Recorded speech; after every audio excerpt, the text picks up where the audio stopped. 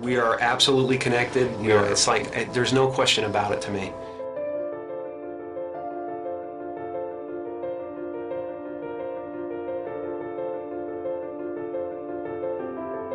There's no separation. That's been physically proven by science. I think everybody's looking for something that they already have. I think the reason that we don't notice it is because we are so distracted by the human levels of our experience. Because you might not actually be what you think you are. The fact that we are already enlightened, we're already complete, and it's just realizing that you're complete. So everything we do to each other, or everything we see in each other, is us seeing ourselves. And yet the one thing that remains is this feeling of existence. I'm not a human being that has consciousness. I'm consciousness that is shaped into a human being. All of us are energy. A human being is a very complex pattern of energy. I always have been that energy, and I always will be that energy. I know this conceptually. Why don't we feel it?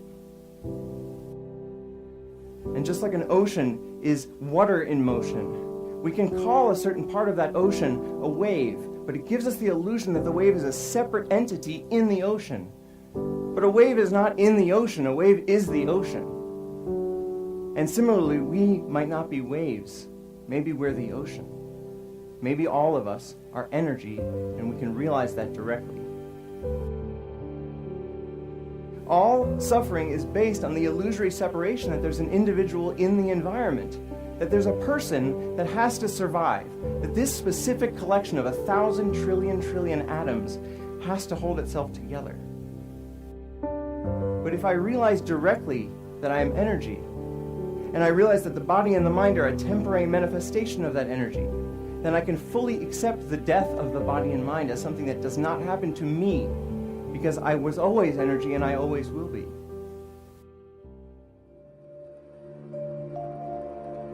Ego tries to convince us we need to get something, this immortality, that we already possess. Ego is the voice in your head that says you're not as good as that other person. Maybe you need to do something else to make yourself better, to add to yourself. You know, and that's what it constantly is doing. It's trying to keep you from being you and me right now, loving this and loving this life. Once you realize you're complete, then this life and everything in it becomes a play of form, something to toy with and play with and make something good out of, and it really isn't to be worried about. It's to have fun with. You know, everyone is looking for God. And everyone is God. And that everyone is it.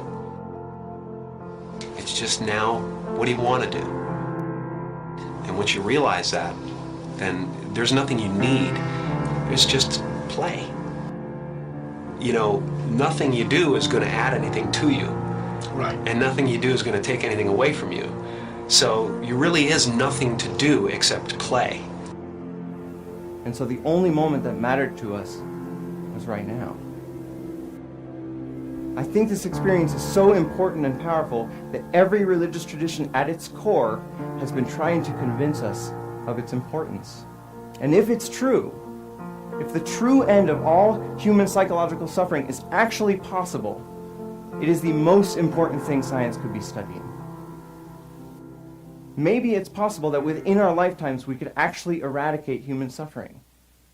And what would the world look like then if every single one of us felt complete, felt whole, and felt interconnected? When you let go of individual survival, all of your priorities change because you actually see the entire world as your body. You see the suffering of others as your own suffering, and you want to help.